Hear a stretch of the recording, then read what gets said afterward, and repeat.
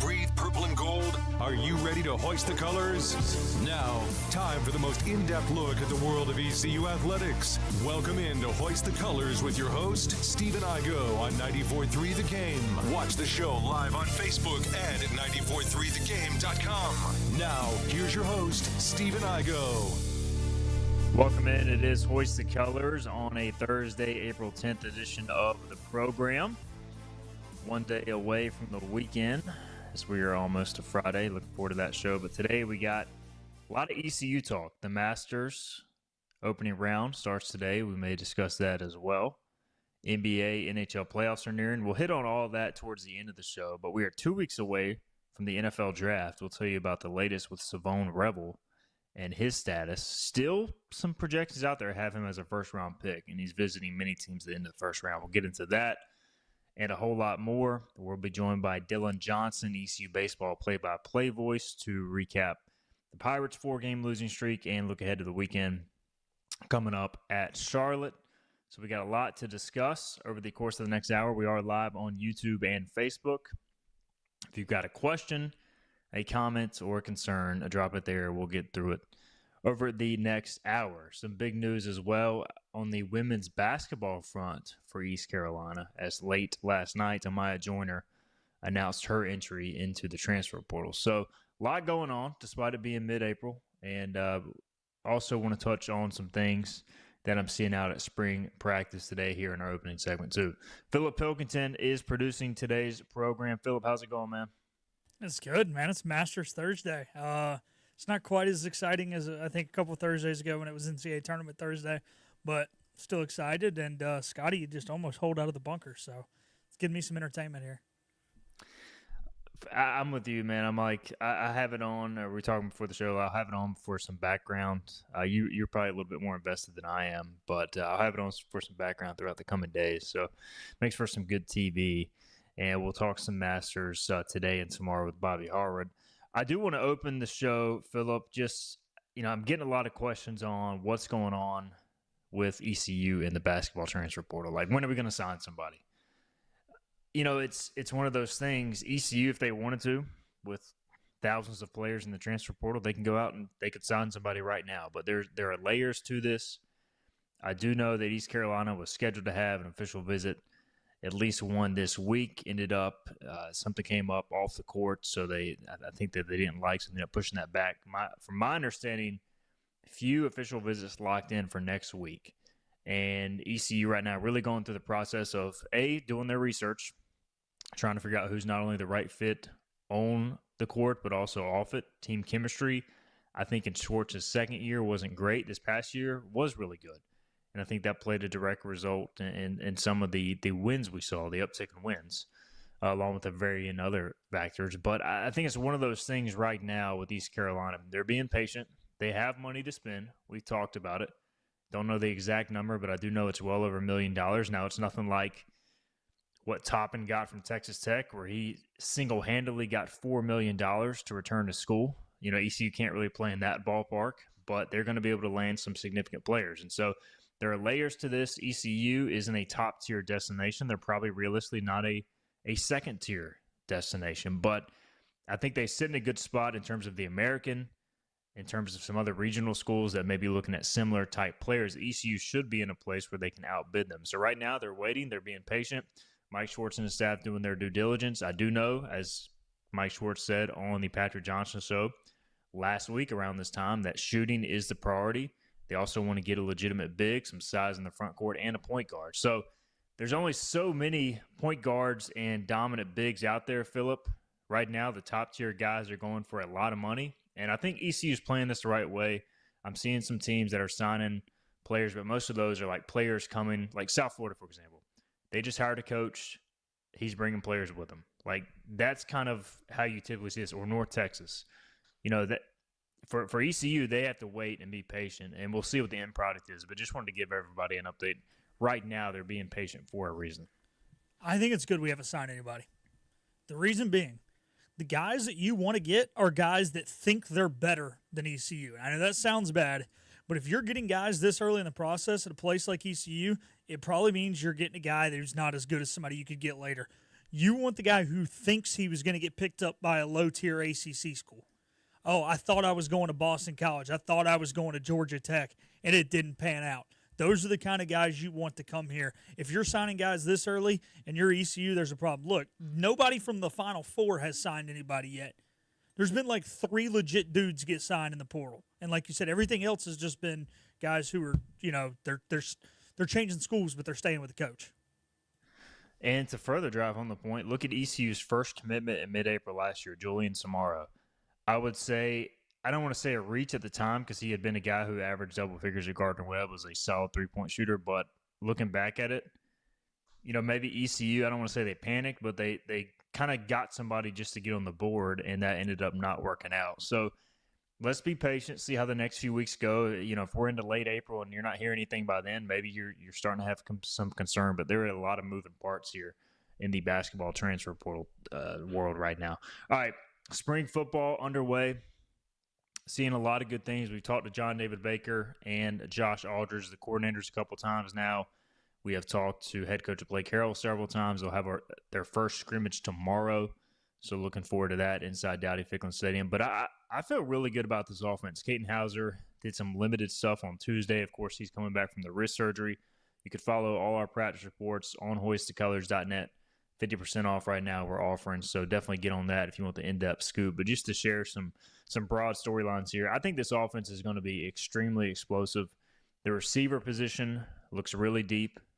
I know that they ended up adding a few transfers, and I think the returning guys that didn't play a whole lot last year are taking leaps. We wrote an article on Jaron Waiters, redshirt freshman receiver, who made some strides this offseason. He's a guy that I'm really high on after seeing some practice. The tight end position, yes, you lose Casey Kelly. Yes, you lose Tyler Savage. I think Desiree Rouse and Javonte Connor, the 2 guys stepping in for them, have more upside. Now they just got to be consistent. We know the quarterbacks. The offensive line, I feel pretty good about it. They did lose Carson Jones, projected starting center, to an injury recently. We'll see how that group develops, but I like what's coming back, and I like the depth there. Defensively, I like the progress of the linebackers and the safeties. D-line and corner concern me a little bit, Phillip. We've had this discussion. Roy Tesh, I trust him with anything more than any other position coach on the roster. Like, he's going to get these guys ready. It's just you open with NC State and you open with Coastal in week 3 and BYU. Like, these guys, they got to grow up quick. And they're not huge up front. They're not experienced, and that kind of worries me. And then the corner play, you see flashes, but right now I see ECU receivers winning a lot of these battles, which speaks to the receiver talent, but also that's my big concern thus far. Defensively, how are they going to be able to stop people, which is, I think, kind of what we expected to an extent going into the offseason. Yeah, I mean, look, it's a concern because it's the place that you're most vulnerable, right? Can you win with a bad quarterback? Not likely, but technically you can. If a team can get exactly 4 yards every play up A gap, you will never win a football game. However, like you said, if anybody's going to turn this around, it's Roy Tesh. Look, a lot of the guys who, the reason why we have no familiar faces is because a lot of those guys started as like sophomores. I mean, that whole group of Big Tay and Surratt and all them, we thought the same thing when they showed up. We were like, man, there's no upperclassmen. What's going to happen with these guys? Well, here we are 3 years later, and they started every single game for 3 years. So he's going to figure it out. As opposed to the corners, yeah, it's tough to be a DB, right? D-line messes up, there's linebackers. Linebackers mess up, there's DBs. DB messes up, there's a dude doing a dance in the end zone. So it stinks, but right now it looks like they're losing a lot of the one-on-ones. But, hey, you know what? It's early in the season, early in the offseason. They'll find somebody. It's a deep roster. It just takes time for guys to emerge. And, hey, it's only April the 10th. All right, let's get a break in. We'll talk some more ECU later. We'll touch on the Amaya Joyner situation towards the end of the show. We'll talk ECU baseball next. Dylan Johnson, Pirate Baseball play-by-play voice. He will join us after this break. The team of Flatlands Jessup is working overtime to help ensure that Eastern North Carolinians like you get the health insurance help you need this open enrollment period. New legislation passed meaning more people than ever qualify for affordable coverage. Let us help you today. Are you ready to tackle those yard and garden projects? Come by East Carolina Tractor and Fleet, your local Coyote dealer, and check out their great selection of residential and commercial Coyote tractors. From zero-turn mowers to compact tractors to skid steer loaders, they've got you covered. Some with 0% financing for qualified buyers. Stop by your hometown Coyote dealer, East Carolina Tractor and Fleet, across from the Pitt County Fairgrounds, or online at ectfleet.com. East Carolina Tractor and Fleet. We dig dirt. Big tax credits are back. Get a 30% tax credit, up to $2,000 off your new Mitsubishi electric heat pump install. Let Comfort Master help you take advantage of the tax credits with a qualifying Mitsubishi electric ducted heat pump or non-ducted Mitsubishi electric mini splits. Mitsubishi electric mini splits are ideal for bonus rooms, garages, or sunrooms. If you need a new HVAC unit, call Comfort Master today. Call Comfort Master. Call Comfort Master. The best burgers around. Everyone loves a thick, juicy, and fresh burger. Tiebreakers in Greenville, plus the all-new Tiebreakers in Winterville. Do real burgers better than anybody. So don't just go to any burger-themed restaurant chain. It's time to break the chain and eat local. Tiebreakers, real burgers at its best. Everybody loves burgers. You know what the problem is with standard belts?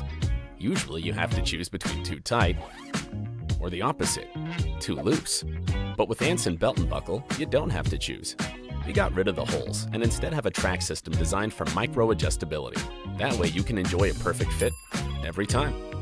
Anson Belt and Buckle. Find your perfect fit today.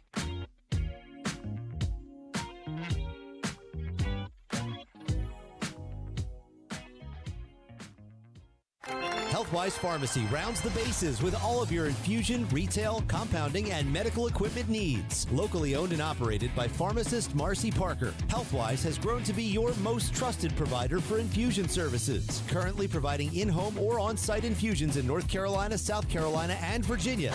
Visit Healthwise Pharmacy at 615B South Memorial Drive or call 252-295-0059 to speak to a patient service representative to find the option that best suits your needs. Tired of the 1-800 numbers advertising Medicare products? Flatlands Jessup has 6 offices all throughout eastern North Carolina.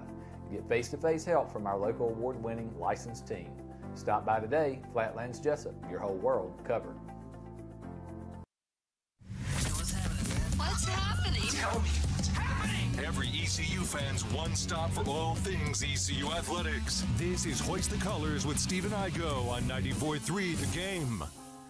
Welcome back in. Hoist the Colors on Thursday, April 10th. We just talked some Pirate spring practice. We'll be out there again today. HoistTheColors.net for all that coverage. Also touched on the transfer portal.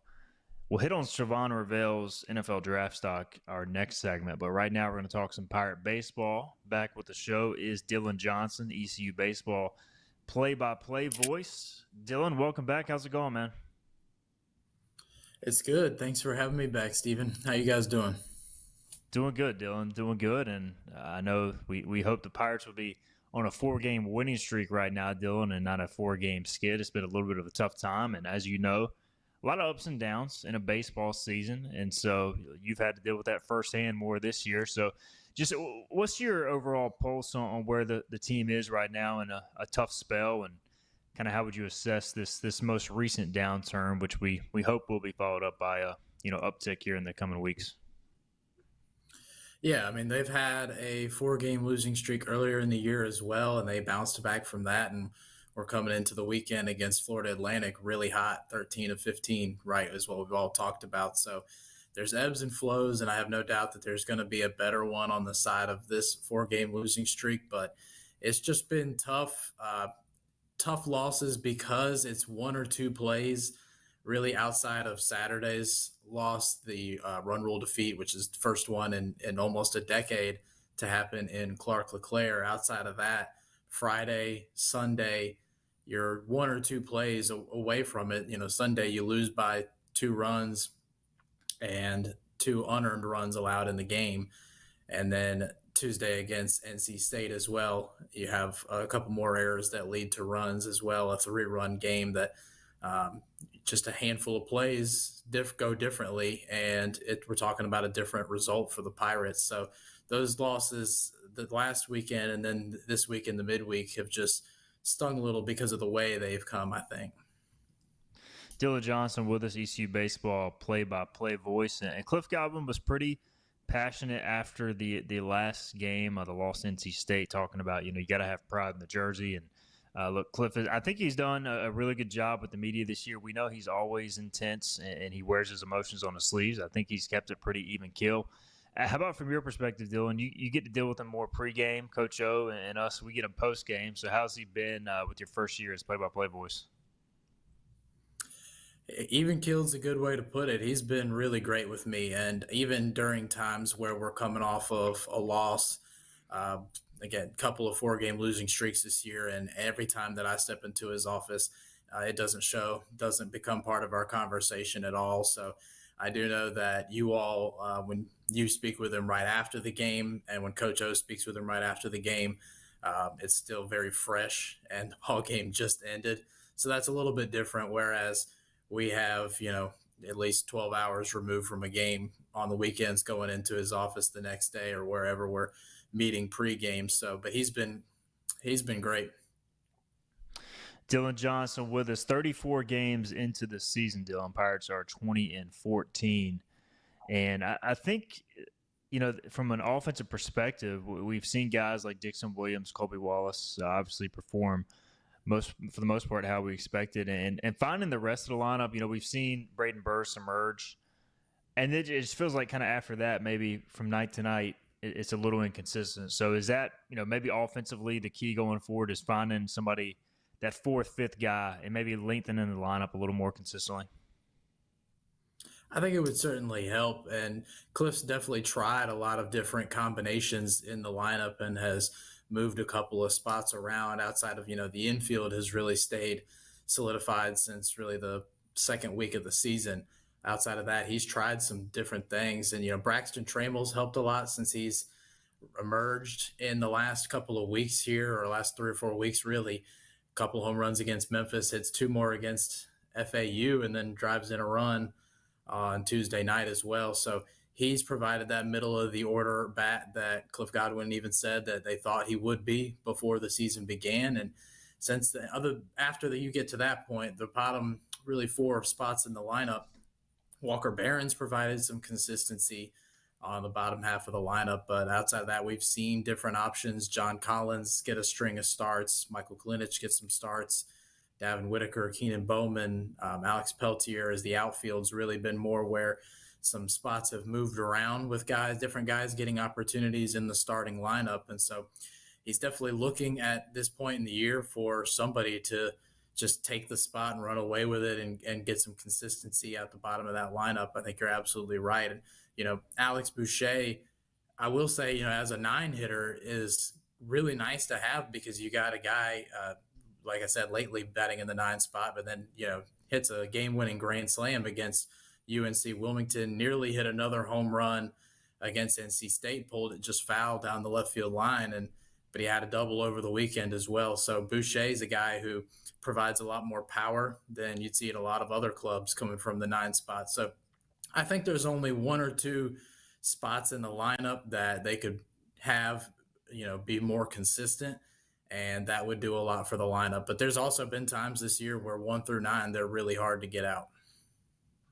No doubts. On the pitching side of things, it's interesting to me where, we know Ethan Norby is going to start on Fridays, and after that, it's kind of an unknown. And part of that is because just the injuries that the Pirates have sustained, but also just the way this pitching staff is shaken out. But we saw last week, Dylan, what Brad Pruitt can do in a starter's role. So, I don't know which way it's going to go this weekend. I don't know if you've heard anything at this point, but I'm interested to see, do they, try to save him for a Saturday or Sunday start, or do you have to go to him out of the bullpen Friday? I guess that's something TBD, but at least if you do have to start Pruitt, he can handle it. Yeah, and it is certainly good to have another guy who's capable of it, and went, his season best 5 innings in that start. And I think I haven't heard anything to this point I don't think we will know exactly how that pitching alignment is going to shake out until we're into the weekend. And that's kind of how it's gone for the season. And I think it looks like that's how it's going to continue to go, especially while we wait for, one or two of those pitchers, Ryan Towers and Brendan Tolik, to hopefully come back sooner than later at some point in the season. But Ethan Young coming behind Ethan Norby has worked out really well on some Fridays. So that's one option there that would allow you to start Pruitt Saturday or Sunday if you want to go with that, as long as, Ethan Norby for the large part of the season has been really good at going deep into ball games and giving the Pirates a shot to win. And we know Ethan Young regularly goes 4 or 5 innings in relief, and he's able to do that as well. You've also got Jake Hunter. So while it hasn't looked the same each weekend coming out, there's a lot of different options to go with it. Lance Williams has pitched really good in starts as well. And lately we've seen Sean Jenkins, even Cliff himself saying that was on Sunday the closest we've seen to the fall version of Sean Jenkins. So it's a little unconventional going into weekends with not having your Saturday and Sunday starters lined up a lot of the time, but on a day-by-day basis, we've got options, and it's just about finding the right ones at the right time. No doubt. I mean, I think you are getting to the point where you feel pretty good about, 6 or 7 guys on the mound, which is, if people follow college baseball, like there's not too many teams across America that have more than 6, 7 pitchers that you feel good about. And I think ECU feels pretty good about that. Obviously, you always want more depth, more options. I look at this team, Dylan, it's like at times we've seen the offense click, maybe when the pitching has walked guys, or we've seen the pitching do well when the defense has struggled. It's almost like, for whatever reason, we just haven't seen them put that consistent all 3 phases of the game together. Maybe that's just part of this year's team learning how to, build cohesion and play from night to night as an inexperienced team. But I still think there's a ceiling here that we haven't necessarily seen yet. Would you agree with that? 100%. I think there's been glimpses of it. I would say that, going back now to the end of the LeClaire Classic and that win against Virginia Tech, and at the time it was a really good, solid 9-inning win. All 3 phases of the game, Pirates played really well, and that's just continued to look better and better as Virginia Tech played better as they got into conference play and got themselves into the rankings. So that was certainly one. I would point to also the UNCW win down in Wilmington, where the way Coach O talked about it, where it was, goes into extra innings, it ends up being a 10-6 final. The Seahawks tie it, 2-run home run in the 8th inning, but he felt that the Pirates were in control of that one really from start to finish, that there was never a doubt. There wasn't a feeling of, I don't know that we're going to be able to come away with the win here. Kind of feels like UNCW's got the momentum. Never had anything like that from the 1st inning through the 10th inning is how Coach O looked at it. And so there's been some flashes this year where we've seen what this team looks like when all 3 phases are playing really well at the same time. And again, even if they're close wins, they're games where you kind of get the sense that the Pirates have it in control, that they're going to respond to any kind of run or pressure that the other team applies. But we haven't seen it as much as in years past, but it's definitely there. And there's definitely potential for it to come out more. We've still got, an entire second half of American Conference play left to go in the season. We are visiting with Dylan Johnson on this Thursday. Pirates at Charlotte this weekend. And look, a 4-game losing streak. I know fans are a bit dejected right now, but you go out and win the series this weekend, and you are still very much in the mix for a conference race. I mean, ECU right now 6-3, tied with Charlotte for 3rd place in the standings. Both teams are 1 game behind of UTSA and South Florida. ECU will play those teams later this year. So this is a big series. I mean, I know people are disappointed with the FAU series, but you're still ahead of them in the standings. So, you can bounce back from a bad week in baseball. But it has to start this weekend, Dylan, and it starts with a heck of a pitching matchup. Ethan Norby versus Blake Gillespie. The day that Norby struck out 19, he threw a no-hitter. So I don't know if we'll see that, but I think it should be a fun one Friday. Yeah, I can almost guarantee that we're not going to see 19 strikeouts or a no-hitter from either side in this one, but it's going to be a really cool matchup, second week in a row too.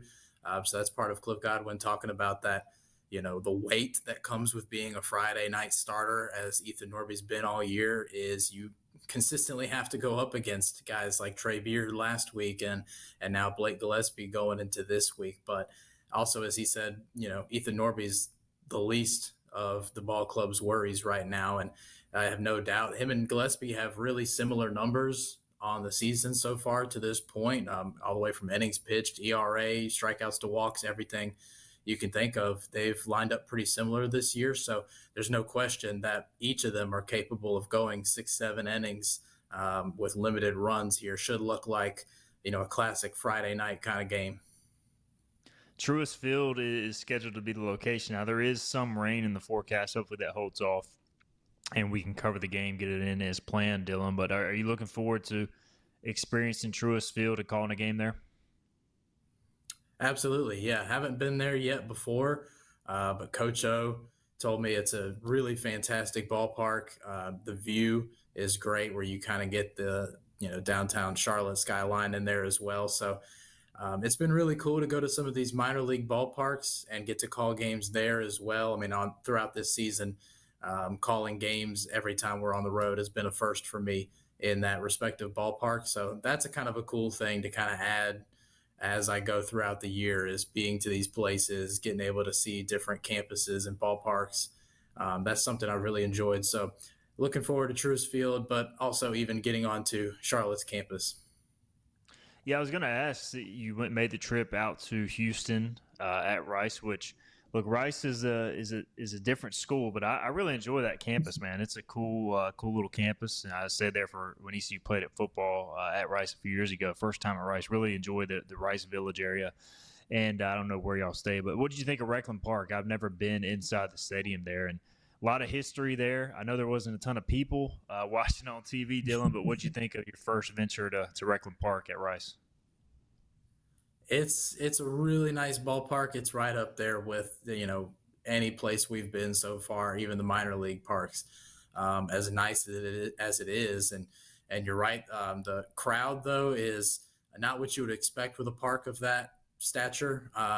It's easy to forget when you go to a game, if you're somebody younger and you go to a game at Reckling Park, that this was a powerhouse baseball program at one point. That's why they have a justified really nice ballpark.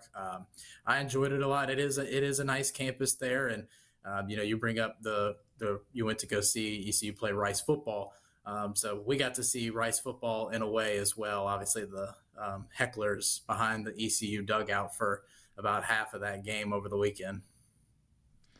Yeah, Cliff said they gave him some crap. So at least somebody showed up, and that's a positive for Rice. Look, I listened to you. I had to leave the NC State game after the third inning to go write up a football thing and listen to you, man. You're doing a great job, Dylan, and you mentioned it. Everything this year, kind of a first for you, and you can tell how much work you've put in, and you and Coach O are starting to get that chemistry. So we talked about it. You're now 34 games in. How has this ride been? First year on the job. It's been awesome. It's a dream come true to be able to do this job for sure. And, we've gotten some good feedback. People love listening to me and Coach O's dynamic. I kind of like to serve as, you hear some of maybe the questions I prompt him with throughout games. And it may sound like I have no idea what I'm talking about, but I do that intentionally for fans who are listening, who I acknowledge some people out there are listening and they're not experts about baseball, or they haven't been watching for a long time. So sometimes Coach O, with as much baseball knowledge as he has, which is as much as anybody, will throw something out there that I like to prompt him to give him the space to kind of go with it and explain it out for people and let them learn from him, because he's got so much baseball knowledge. It's just insane. But I've been, like to think I'm getting better each game throughout the year. Just the way that you hear Cliff talk about the players, just want to be the best version of yourself and all that talk as well. So try to apply the same thing to the broadcast booth, and, a little over halfway through the season, and it's been great, and I can't wait to finish it out.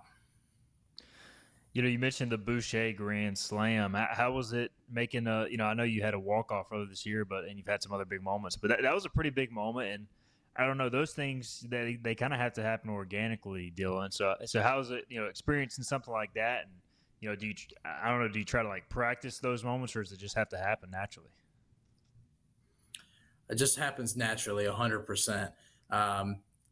Can't be prepared for something like that happened at that point in the ball game. And to be honest, when he hit it too, just the angle from the side of the press box we were on there, that I wasn't 100% sure right off the bat that ball was getting out of there. I just didn't have a good look at it. So I was kind of riding the wave, so to speak, along with everybody else, watching it get deeper into the outfield. And then when it got over the fence, that was just genuine excitement in the moment as well there, which was very much contrasted with there at UNCW. You're sitting in the same press box area with everybody else, including the Seahawks announcer who's calling it on Flow Sports down at the other end there. So that's an interesting contrast there between how we were feeling about it down on one end and then how it's being called down over on the other end. Yeah, I've been to that press box many a times. It's not the biggest press box, so yeah, you could probably hear the other person as you're trying to announce it. Charlotte this weekend. Just wait till Elon, Dylan. Oh gosh, Philip's been warning me throughout the year. I still haven't been to Elon, and I have no desire to go, so I'm gonna leave that one to you guys. Charlotte this weekend, is Coach O making the trip with you guys? Yes, yep. Coach O will be there. Drivable trip. So we will get the pleasure of Coach O's baseball expertise for 27 innings this weekend. Awesome. So ECU, again, scheduled to take on Charlotte 6 o'clock in Truist Field on Friday, and then we will have the 4 o'clock first pitch on Saturday for the Sunday game as well. All right, Dylan, this was awesome, man. Appreciate you so much, and we will connect here soon, but keep doing a great job, man. Appreciate that, Stephen. See you this weekend in Charlotte. Absolutely. We'll see you up there. Dylan Johnson, ECU baseball play-by-play voice with a report on the Pirate baseball team again at Charlotte this weekend back in American Athletic Conference play. We'll get a break in, Philip and I, when we come back. We'll take a look at the latest news 2 weeks out from the NFL draft about Shavon Revel. Could he still be a first-round pick? We'll break that down with the latest headlines, the teams he's visiting, and more. This is Hoist the Colors. Hey, it's Jim Wells again with Wells Roofing and Gutters here in the beautiful community of Lindale, Bedford. At Wells Roofing and Gutters, we believe in quality first, and that's why we use CertainTeed shingles, which are manufactured in Oxford, North Carolina, a local company. In the event you ever do have a claim or a problem with your roof system, they're local and they come and take care of us in a timely manner. We could leave off some accessories and we could certainly save money, but we believe at Wells Roofing and Gutters in installing the correct way per manufacturer requirements, and we warranty your roof both in-house and also with our supplier, who is CertainTeed. For a job Wells done, no shortcuts taken, and a good quality job on your home, give us a call today, 252-227-8403. We also offer finance in 12 months, no interest, no payments. This is about you, your family, and the health of all who live in Eastern North Carolina. This is about the transformation of a health system into something more powerful and more human, about creating new ways to treat disease and keep you well. This is about ECU Health, which is to say, it's really all about you. ECU Health. Minds, hearts, purpose. You have a choice when you invest in insurance, and when you choose First State Insurance Advisors, you're working with people you can trust. Clark Stallings has deep ties in the community. His team, including Keaton Smith, Regina Asby, Phil Leva, Max Joyner Jr., Max Joyner III, and Ginger Smith, provides knowledgeable and professional advice. First State Insurance Advisors is an independent insurance agency. They offer all types of personal insurance as well as various types for business. Call or email First State Insurance Advisors today. We want to be your trusted choice agency.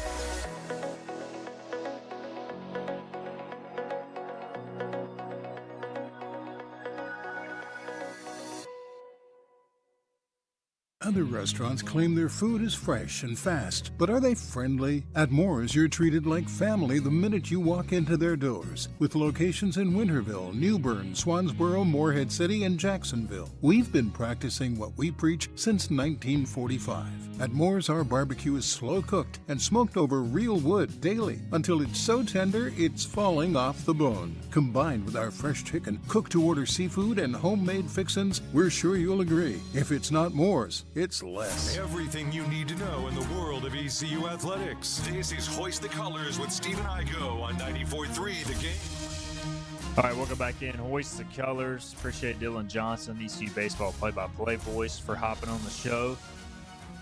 During the interview, Johnny Robertson said, surprisingly, in our comments section, he adds, Baseball America has the Pirates as the first team out in today's field of 64 projection.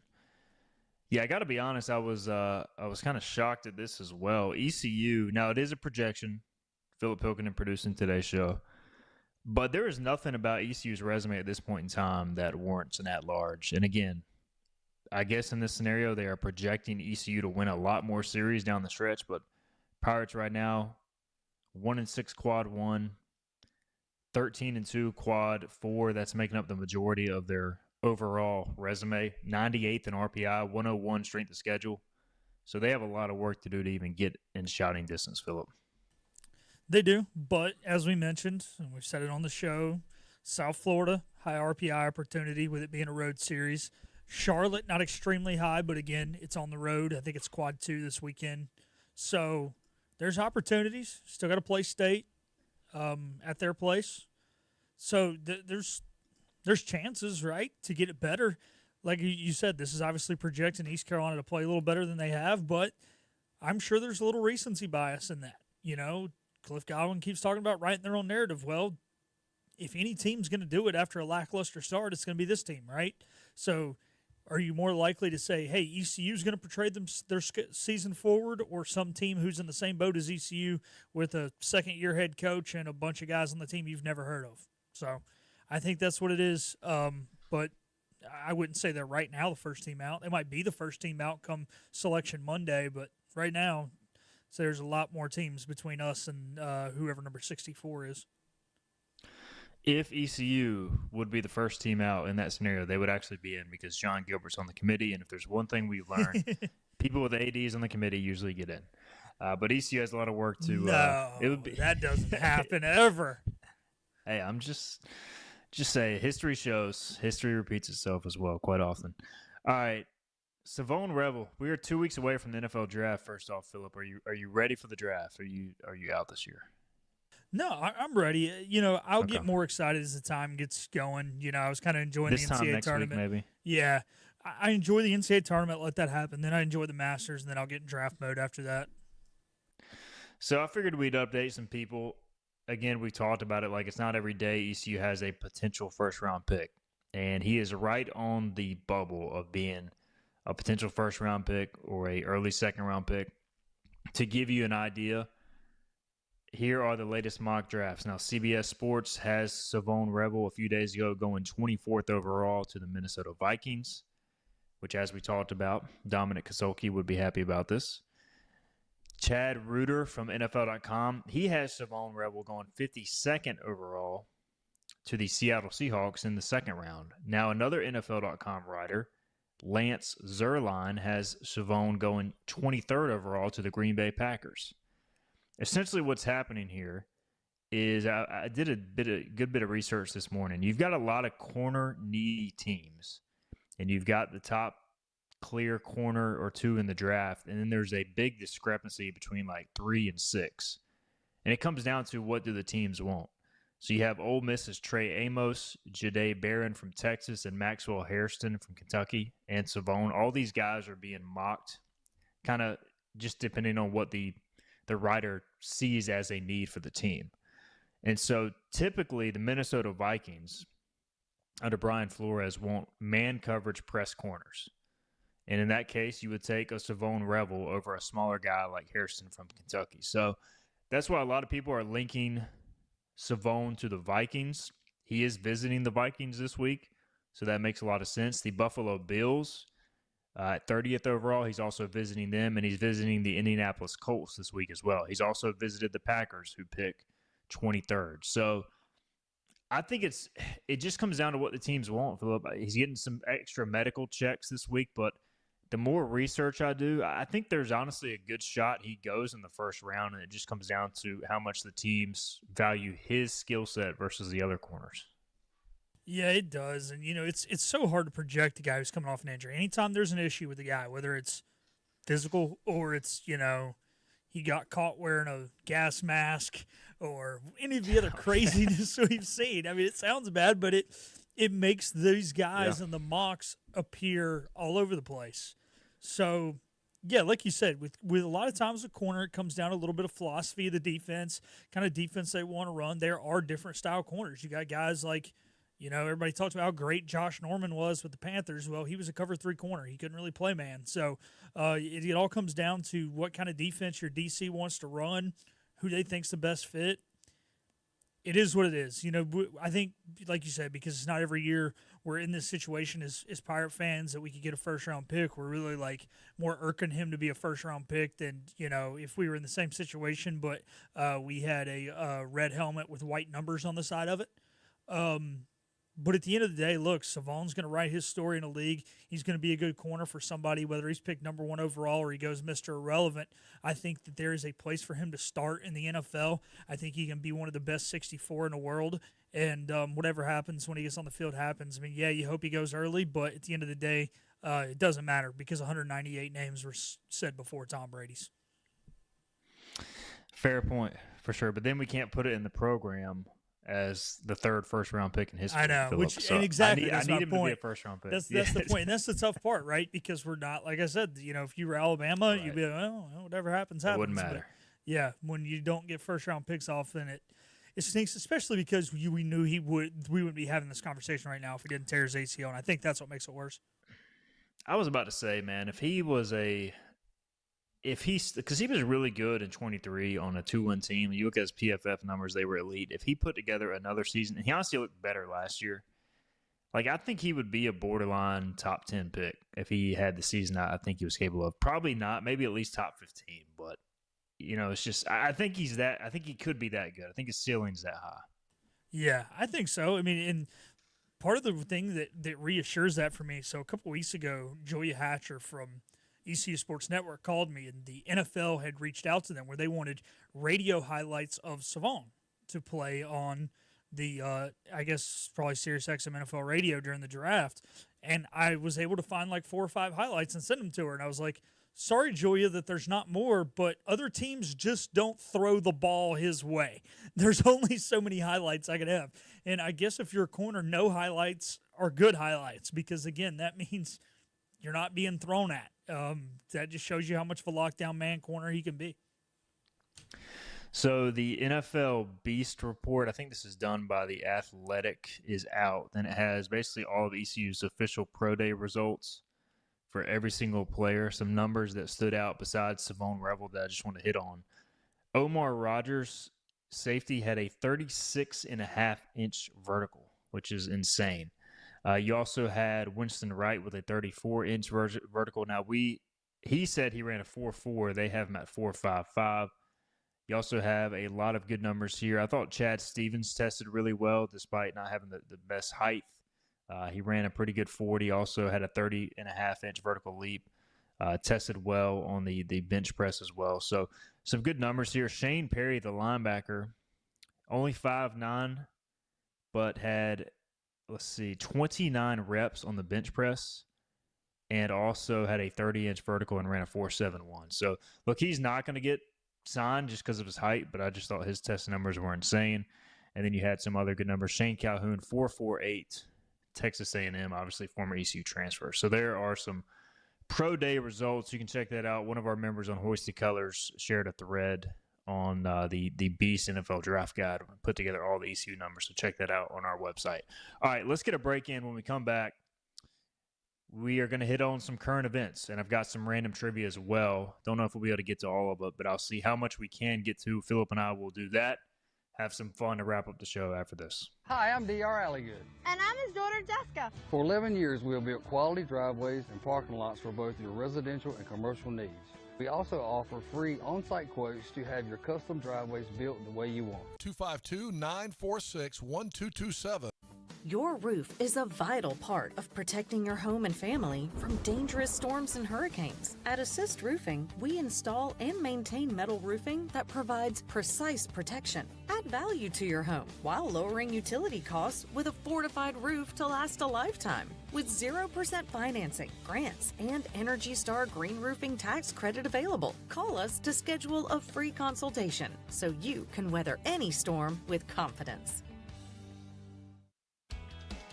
Make every day electric on the Kawasaki Electro 20 electric balance bike. Maximize the fun with long run times, impressive top speed, and Kawasaki build quality. Easy adjustability and smooth handling make everyday riding more enjoyable. And the standard MTB type tires provide off-pavement capability. The Kawasaki Electro 20 is the electric balance bike that's built to rip. Go to Ron Ayers Motorsports, Memorial Drive north of the airport, Greenville.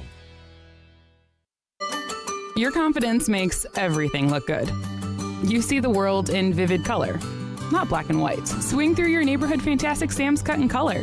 And let our experienced stylists take you from everyday to extraordinary. Fantastic Sam's hair salons are locally owned and operated. Our full-service salons are conveniently located in Goldsboro, Kinston, Greenville, New Bern, Jacksonville, and Calabash. Stop in today at Fantastic Sam's, where the possibilities are endless. If you are interested in living longer and living stronger, Eastern Physical and Lifestyle Medicine is accepting new patients for a limited time. Finding a caring physician can be a challenge. Dr. Billy Smith is board certified in physical medicine and lifestyle medicine and has been practicing in the area for many years. Call for an appointment now to Eastern Physical and Lifestyle Medicine, 252-364-1108 in Greenville. That number again is 252-364-1108. Looking for a great deal on a new Nissan? At Greenville Nissan, we've got a great selection of new Nissans for under $30,000. The stylish Nissan Sentra, offering top-notch fuel economy. The Nissan Altima, known for its comfort and technology. The Nissan Kicks, the perfect combination with its compact design and performance. The Nissan Versa, delivering incredible value without compromising on features. And don't forget the Nissan Rogue, an award winner for 10 years in a row. Drive it home just for $22 down and $349 a month. Visit GreenvilleNissan.com today. Greenville Nissan, where we drive to serve. Hi, I'm D.R. Alligood. And I'm his daughter, Jessica. For 11 years, we have built quality driveways and parking lots for both your residential and commercial needs. We also offer free on-site quotes to have your custom driveways built the way you want. 252-946-1227. We're live with Stephen Igo on 94.3 The Game. Hoist the Johnny Roger! Now, back to Hoist the Colors. All right, welcome back in. Hoist the Colors. Final segment here. We've talked a lot of ECU today. We'll wrap up the show with current events in the sporting world. Philip Pilkington alongside. I'm going to try to mix this in every once or twice a week, I should say. So I've got Masters and NFL Draft trivia. We'll see if we can get to that. We'll start, though, with some NBA because, Philip, the play-in tournament, whatever they call it, begins, I think, next Tuesday. Something like that, yeah. That's on the precipice. To get us started here, because I honestly, until I got more into the NBA this year, did not even know how any of this worked. How many NBA teams make the NBA playoffs and the play-in games total? Can you tell me?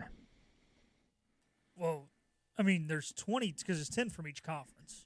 Correct. You got 6 that make the playoffs, and then 4 make the play-in tournament, and 2 advance to the playoffs.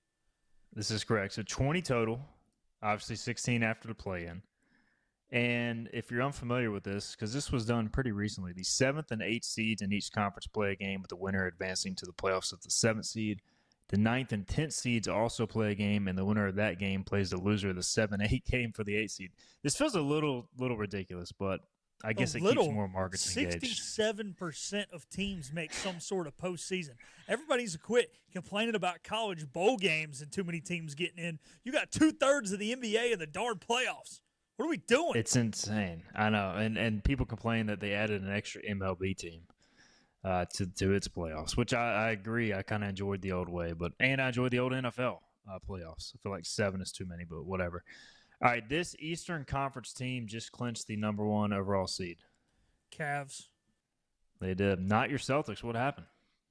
I mean, I wouldn't say it was a bad year. The Cavs were just so hot out of the gate. They went out and they got out to a phenomenal start. I think they won their first 16 or 17 games and just put too much distance on the Celtics. Not that Boston's had a bad year. They are at 21 losses now after last night, but last night they pretty much played their G League team against a Magic team who is fighting for seeding and a spot in the play-in game. So Boston playing up 22, 23 losses, a little bit of a step back, but it's all good. They've battled some injuries, but they're healthy at the right time. And at the end of the day, you got to win 16 playoff. Well, unless you're got to play in with the stupid play-in games, then you might have to win 17 or 18. But Boston's in a spot. They got to win 16 of the next 28, and that's all that matters.